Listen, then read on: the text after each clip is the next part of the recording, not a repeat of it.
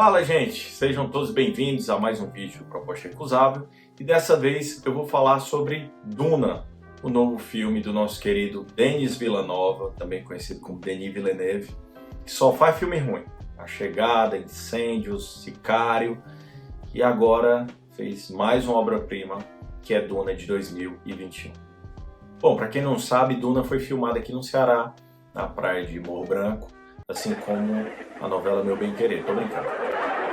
A verdade é que Duna é uma adaptação de um épico desses de fantasia, como O Senhor dos Anéis, sabe, nessa pegada do Tolkien, que é o Frank Herbert. Esse cara fez esse livro, que fez um sucesso enorme, acho que a obra é de 1960 alguma coisa, e cria todo um universo que se passa tipo 20 mil anos da nossa sociedade, né? 20 mil anos depois do que a gente está vivendo. Bom, esse filme estreia essa semana, eu vou falar um pouquinho sobre ele, sem spoilers. E eu acho que esse filme ele não tem tanto esse problema, vou pegar um spoiler ou não de Duna. Não é um filme que se resolve dessa forma. Ele é um filme que traz muito mais a apresentação de uma possível trilogia ou filme dividido em mais de uma parte, do que necessariamente uma informação que vai mudar todo o curso do filme, sabe? Bom, e como eu te disse, Duna apresenta esse universo. Um universo que, para quem gosta, por exemplo, de Star Wars, você vai ver muito de Star Wars nesse universo. No sentido de uma ideia, que é aquela ideia que a gente já conhece, né? O Império, povos opressores, povos oprimidos, essa relação de poder, uma certa escassez de recursos. Então tudo isso é que compõe o universo de Duna. Então por isso que muita gente critica, talvez, a originalidade do negócio. Primeiro que a obra literária é bem antiga, né? Bem de antes do que tudo já foi feito. Então ela deve ter inspirado muito mais essas obras do que necessariamente copiado essa nova visão de mundo. E o outro ponto é que não importa, no cinema, gente, esqueçam esse negócio de eu preciso fazer uma coisa original. Não. O que importa no cinema é a forma que é contada essa história. A gente pode pegar uma história completamente comum, mas se for contar de uma forma massa, é isso que vai importar no final. Então, para com essa conversa mole. É bom pra caralho. Por que que Duna se diferencia pelo fato do como essa história é contada? Gente, muito simbolismo, muitas influências. Então, a gente que é do Ocidente é muito acostumado com a nossa cultura. Lá eles apresentam uma cultura diferente, uma cultura mais do Oriente Médio. Então, desde da ambientação, do clima, de um deserto, vamos dizer assim, aos nossos olhos ameaçador, mas aos olhos dos locais um terreno sagrado e que, enfim, para quem sabe viver com aquilo ali, é berço de riquezas e de respeito, religiões. Então, inclusive essa questão de, vamos supor, né, uma cultura diferente, que quem vive no deserto valoriza a água como uma riqueza fundamental. Então, tem uma das cenas onde um general, né, ele dá uma cuspida assim para o outro, que é de uma outra cultura. E aí o que acontece? O cara acha que é um desrespeito e tal, não sei o que, mas na verdade não, é porque a água que está no nosso corpo, principalmente no deserto, é uma das coisas mais vitais que nós temos e uma das coisas que mais importância tem para a cultura deles. Então cuspir é um gesto muito nobre na cultura deles. Então isso é interessante.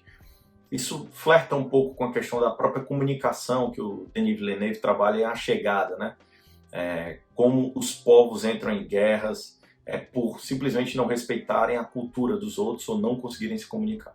E a história do Paul, que é esse moleque, né, que ele é o protagonista do filme, é uma história que se assemelha à história cristã do cara que é o The One, né, tipo Matrix, o Neo, né, o escolhido. E ele é um escolhido um pouco diferente. Ele é um escolhido... Tô com a canetinha na mão, porque eu tô conseguindo essas anotações, gente. Ele é um escolhido diferente, porque ele é um cara que foi meio que preparado e ele tem uma tradição materna, sabe? Muito mais forte do que esses outros filmes.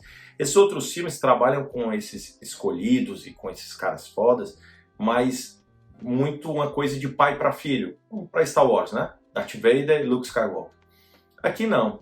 Aqui é a Lady Jessica, que é a mãe dele, que passa toda uma doutrina e uma cultura diferente do que ele teria se fosse só criado pelo pai.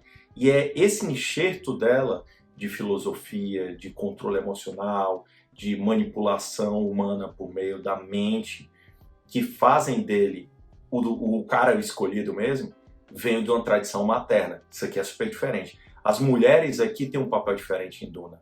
Se vocês perceberem, existe uma doutrina aqui, existe uma comunidade de mulheres, uma irmandade, que eu não sei o nome, é um nome difícil pra caralho, não vale a pena nem pra falar aqui. Mas deixa eu ver aqui. É Bene Gesserit. Bene Gesserit. Eu não sei nem como é que fala o diabo aí. Esse grupo de mulheres, que são mulheres, né, religiosas, meio que vistas como bruxas, etc., elas representam meio que o quarto poder de uma escala de poder, né? Do império, de casas nobres, delas, né? E de outro lá que eu não me lembro. Então, isso mostra que mesmo os mais tiranos no filme têm um respeito enorme por elas. Então isso é legal também. Isso traz para ele um tempero diferente, dele ter uma cultura, meio que ele foi criado com uma cultura diferente dos iguais a ele, onde ele convivia. E como eu falei, apesar de ter uma tradição militar muito grande no filme, construção de exércitos, hierarquia, etc., eu acho que Duna fala muito mais sobre uma questão psicológica e emocional. É como se fosse uma jornada espiritual, uma jornada de autoconhecimento, uma jornada de saber lidar com seus próprios sentimentos, uma jornada de dominar a mente para dominar mentes. Então isso é muito presente no filme. E somado isso, a questão da religião e o aspecto messiânico que está presente em tudo, a gente não pode minimizar Duna ao conflito de povos ou alguma coisa do tipo, porque esse aspecto religioso eleva o patamar do filme para algo mais filosófico, que é o que, por exemplo, Matrix conseguiu trazer. Não só uma briga ou um cinema de ação, mas muito mais uma construção de pensamento. Importante falar da fotografia, que é linda pra caralho, os efeitos especiais. Eu acho que esse filme deve disputar muitas estatuetas. Para mim foi o melhor filme até agora de 2021. Porque tudo ali tem uma simbologia. A direção de arte, figurino, maquiagem. Gente, os personagens aqui, o elenco é absurdo. É talvez o elenco mais recheado do ano, sabe?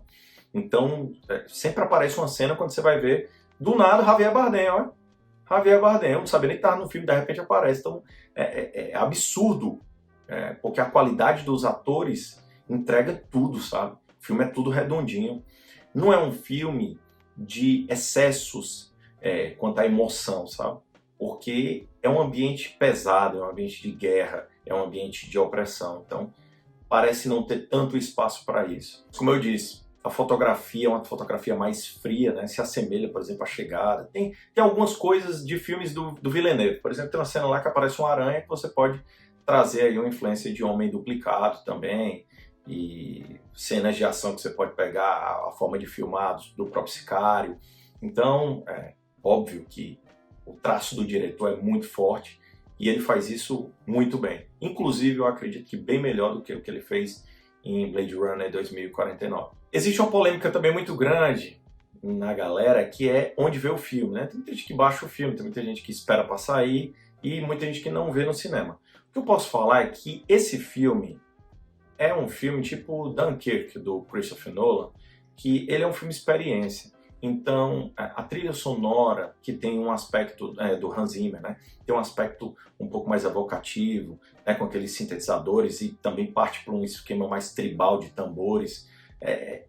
Te coloca nesse negócio que eu passei 2h40 mais ou menos no filme e eu olhei para a hora uma vez, cara. É absurdo, é imenso. Eu vi numa tela de IMAX e eu aconselho vocês a assistirem, né? E eu até comentei no meu Instagram, quem não segue aí, o canal Proposta Recusável, que tipo assim, muitas vezes a gente não entende o que é ver um filme no cinema. Para mim, ver um filme no cinema é um privilégio de estar numa época que esse filme é lançado. Então eu falei para muitas pessoas, eu tenho uma tatuagem do Poderoso Chefão aqui, que é um filme de 1972. Eu não era nem nascido, nem projetado para nascer. Então eu não tive a oportunidade de estar naquele período. Assim como, por exemplo, já que eu falei muito de Star Wars, né, de O Império Contra-Ataque de 1980. Eu nasci em 89, entregando a minha idade aí, infelizmente já não sou tão novinho assim do funk. Mas qual é o ponto? Cara, é uma oportunidade. Em algum futuro, esse filme vai ser um clássico, por exemplo, e você teve a oportunidade de ver no cinema, de sentir aquela experiência amplificada à enésima potência. Isso é cinema. O resto é conversa mole. Entendeu? Esse negócio de, que não sei o quê. Não importa se você vai ver na televisão, se você vai ver no celular, se você vai ver em qualquer coisa que seja. Mas você tem a oportunidade. E se você tiver condições financeiras, e se, dado o cenário de pandemia, você conseguir ir aos cinemas sem se sentir mal, alguma coisa do tipo, vale com toda certeza a ir ao cinema. Então, se fosse pegar o suco assim das coisas, eu acho que Duna fala sobre o ser humano, sobre as suas tradições, sobre decisões do passado que têm impacto no futuro.